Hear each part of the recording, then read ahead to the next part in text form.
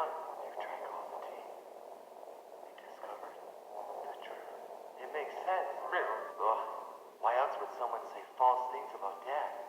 Dad is a nice, wholesome, kind dad who only cares to spread joy through his pop songs. Dad was so happy when they all made videos on Dad. But now, Dad has seen the truth. Maybe he should watch his back.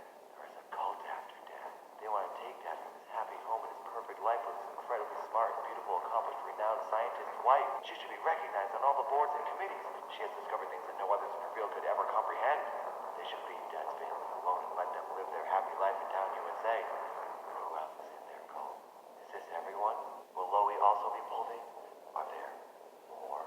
Jamie did email Dad after he made his video and said the others are interested in Dad. Who are the others? And Expo told Dad in Minecraft one night that they all have a place of communication. Dad would never have imagined this. A cult of YouTubers.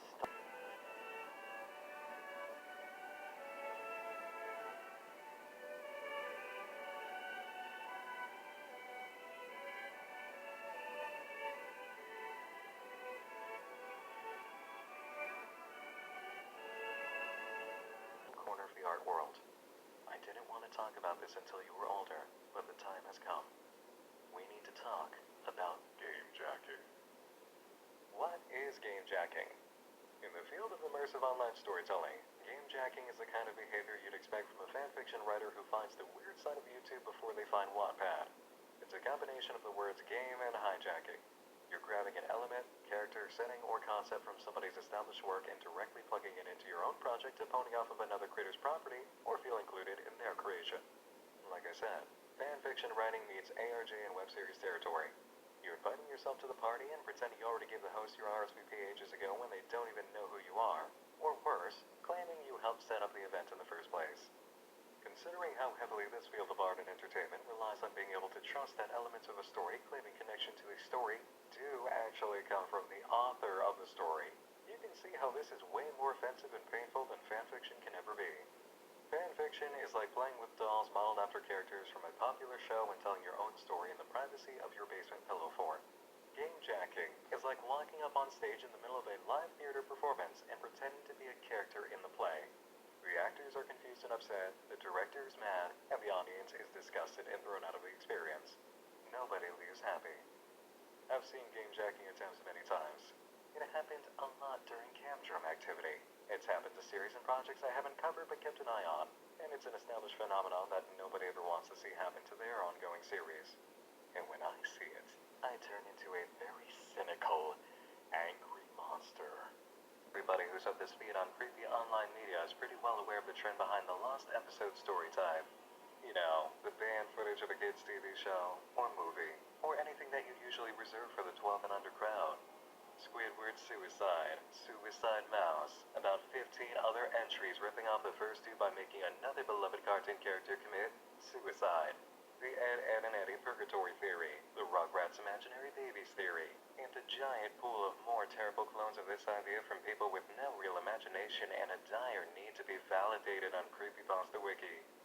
Whenever I hear about the truth behind X, Y, and Z, it's usually a painfully contrived bit of horror fanfiction about something from the Disney Channel or Nickelodeon. Why try putting in the effort by coming up with something new when you can hijack popular work and paint it black? Telling people it got that way because you scrubbed off the surface layer of paint and found something evil underneath it. Seeing reminders of this trend always makes me sit back for a moment and admire all these unique and original young writers of the creepypasta field. Honestly, the life of my friend David King from Midnight Marinara, a good creepypasta audio drama channel, must be an act of endless suffering these days. Nylon Germany responded to Billy in another comment. To you and your fans. For this cover, it was never our intention to create a look that is confusing or insulting to Billie Eilish. It was only ever our intention to honor Billie's impact and her work by creating this avatar, which is part of a cover series highlighting the power of digital prodigy artists. The avatar is a piece of 3D artwork created in dedication to her achievements and the positive effect she has had on millions around the globe, including us. After Billie spoke out, the magazine and the artist deleted their posts. I put watermarks on all my drawings because I think they're good enough and I don't want people to steal them. Listen to my fan fiction. Mass Effect plus the Gorn from Star Trek equals Gimli. Commander shepherd looked down at his pants and noticed that they were gone. He then, this is my original Sonic character. I called him Sonix, with an X. He's faster than Sonic, but he's not quite as strong. My pony's got flames through its cutie mark. I call it Black Fire. I made the title of this one, I Have to Find a Way, because it's really about ponies and what they're thinking about. It's really serious. This is my pony. It's the best pony of them all. It's fire. It's got machine guns for eyes. Oh, and credit to the person who made the base. I took a picture of some trees, and I called it Knowing, because trees are smart.